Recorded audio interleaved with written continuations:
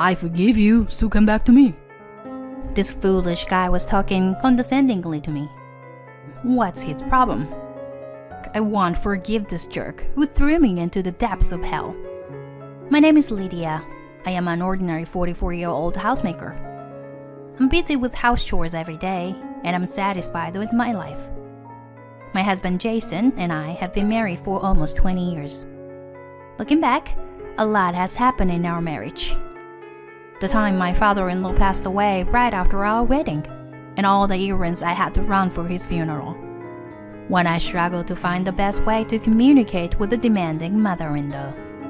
And then building a house and going through fertility treatments. We never had children. Of course we wanted to, and we tried hard.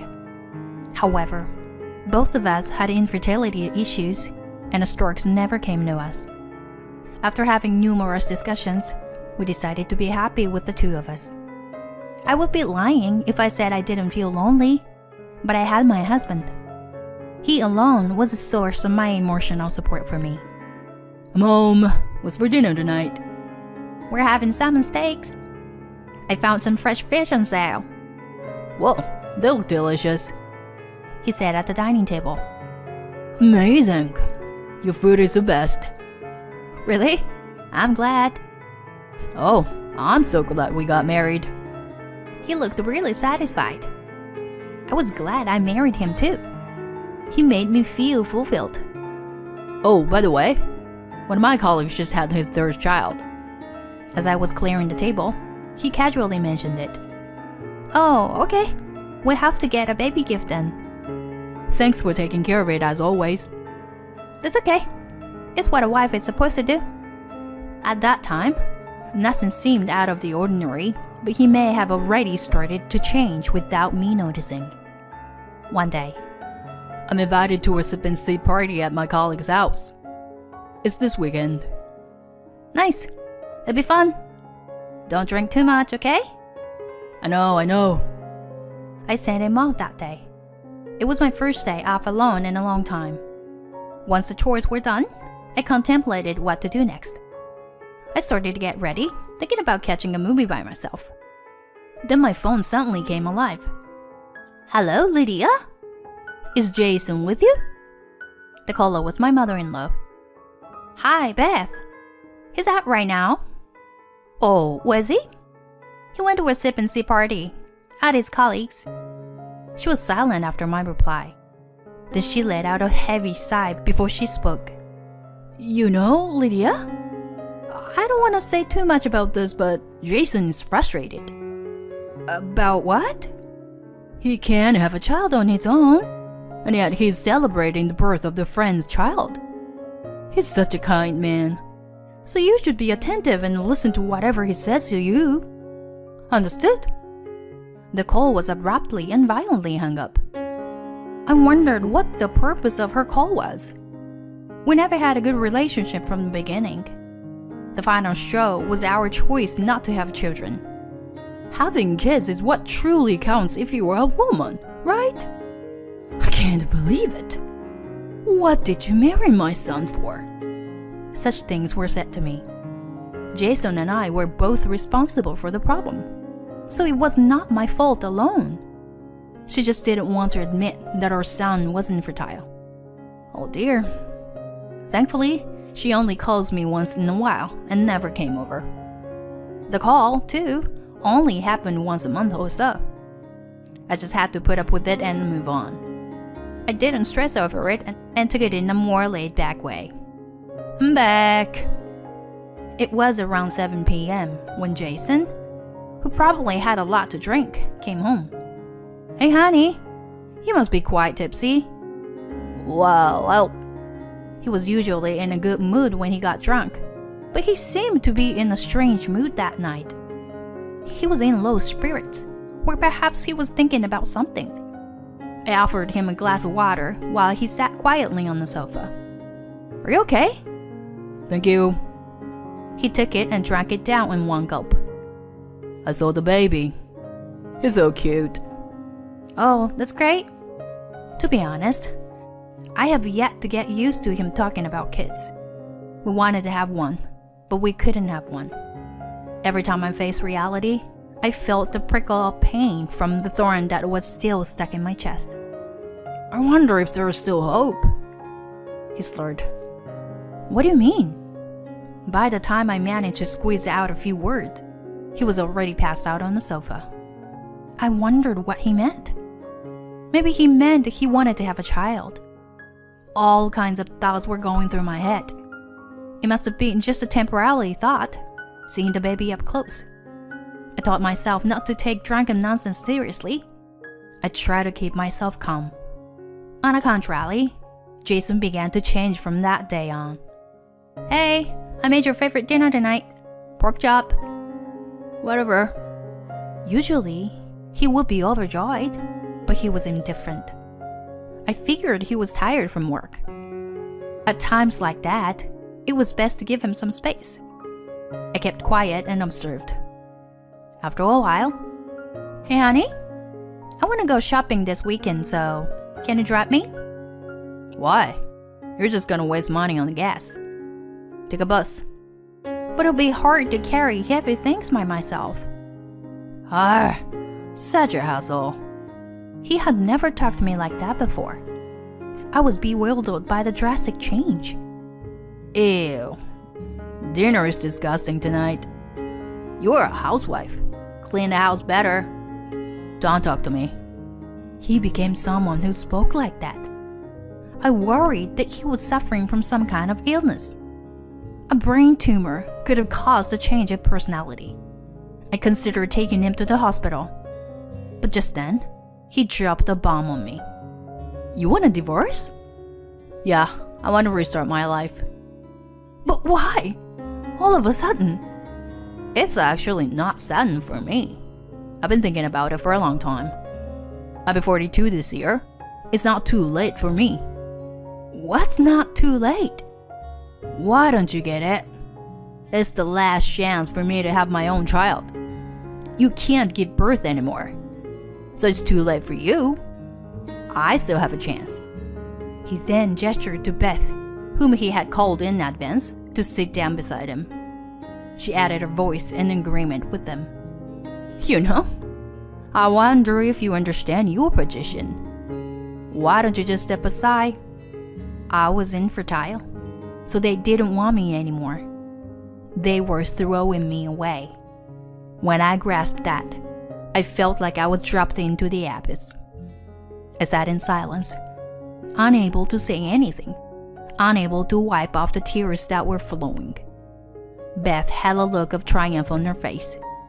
She probably didn't want a daughter-in-law who couldn't bear children from the beginning. I'm going to find a young and beautiful wife for him. She's going to have many kids. It would have been better if he had pointed out my inadequacies. Then I had room for improvement. There was absolutely nothing I could have done about the child. I had no choice but to agree to the divorce. I couldn't understand. I believed that we had been a happy couple. I had made up my mind to support and love Jason for the rest of my life. It was just my own self-indulgence. I felt empty and devastated and could only shed tears uncontrollably. Just think of it as a final act of kindness and agree with the divorce, please. Kindness? Surely if he wanted children, it would have been kind to leave him. Or are you going to ruin my life because of your selfishness? Selfishness? I reluctantly agreed to a divorce. The look of satisfaction on Beth's face made me feel like my heart had been gouged even more. And then, Jason mercilessly kicked me out. After 20 years of marriage, it was such a cruel treatment. My parents were terribly worried about me as I became a zombie after the separation. The feeling of being betrayed and abandoned by someone I loved wasn't going away. I cried day in and day out. Maybe I was going back to my old life the next day. Maybe Jason was coming to tell me that it was all a lie. I was hoping for nothing but that. One day, my friend Macy came to see me out of worry. "Lydia, don't throw your life away for a man like that. You've been good wife all your life. She was one of the few friends I kept in touch with after I got married. She was a strong and kind woman who always praised and encouraged me. She knew how to cheer me up. You know, there are as many men in the world as there are stars in space. If you don't find happiness, I won't forgive you. She helped me regain my strength little by little. Before I got married, I worked as an accountant. Although I had a gap of about 20 years, I was able to get a job through Macy's connection. Thankfully, I continued to study and obtain qualifications during my marriage, which paid off. Working and talking to someone distracted me. I started enjoying every day of my life. All of that was thanks to Macy. My parents were relieved to see me back on my feet. 5 years had passed since then. On my way home from work, I ran into someone from my past. Long time no see. Excuse me, but do I know you? How nice of you. It's me. How could you forget? I wondered what he wanted with me after all those years. He even had his mother beside him. Are you stalking me? I had no choice. I don't know where you live or work. I thought if I walked around in your parents' neighborhood, I might see you. It was certainly creepy. So, what can I do for you? I've got something good to tell you. He's so kind, you know. You should be grateful to him. My ex-mother-in-law's grin was also creeping me out. I checked the time on my watch. Sorry, I'm in a hurry. I told you I've got something good to tell you. So listen to me. Let's go to that cafe over there. I was somehow forced to follow them. You can come back to me. Jason suddenly blurted out something inexplicable, but with all smiles besides him. I was confused, trying to figure out what kind of a prank they were pulling.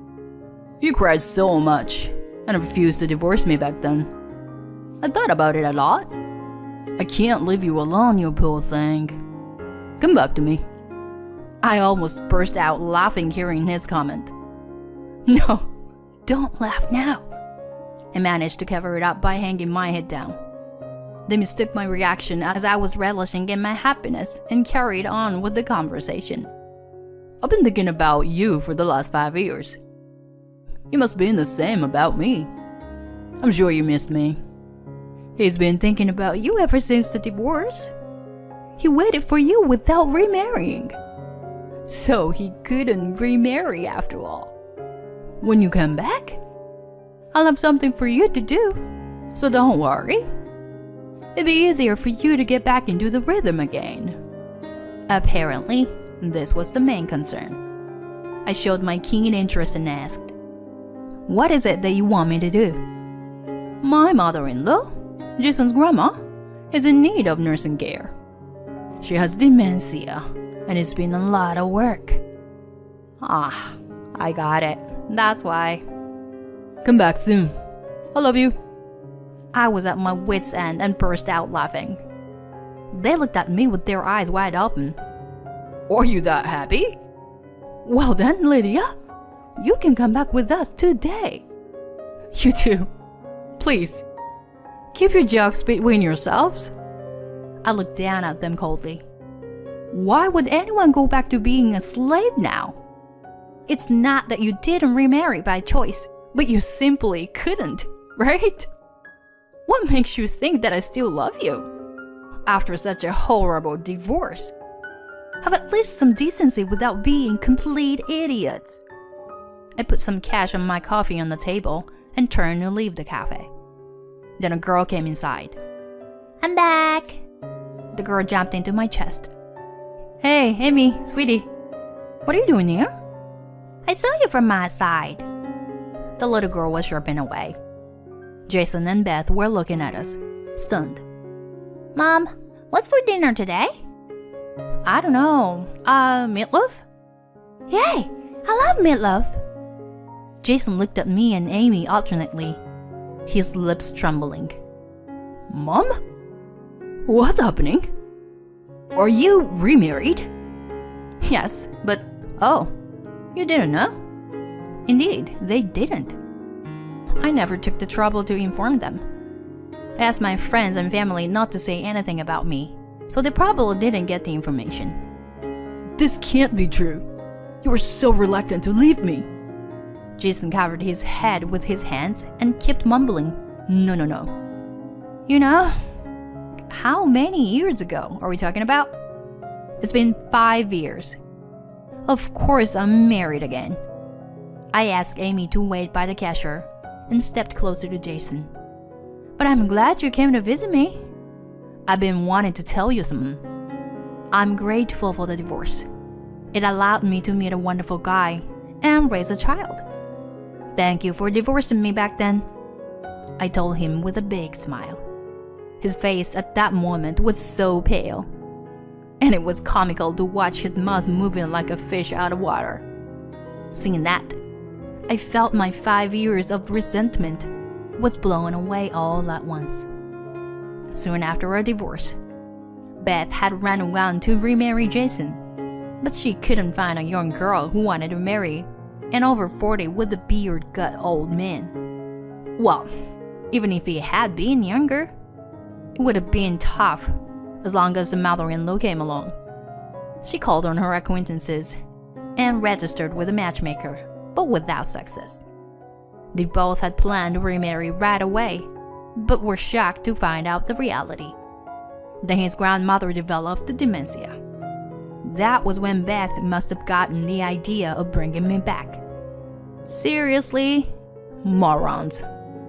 Why did they even think that I was still waiting for him after 5 years? I'm very happy now. I have a sweet husband and a beautiful 7-year-old daughter. I met him through Macy, and we started going out. We hit it off exchanging our divorce stories and ended up getting married. I wasn't sure if I would be able to get along with Amy at first. It's been almost 4 years since. We've built a truly amazing relationship as a mother and daughter. There may be difficulties in the future. I will continue to protect her no matter what it takes. It doesn't matter if we are blood related or not. Amy is my one and only daughter.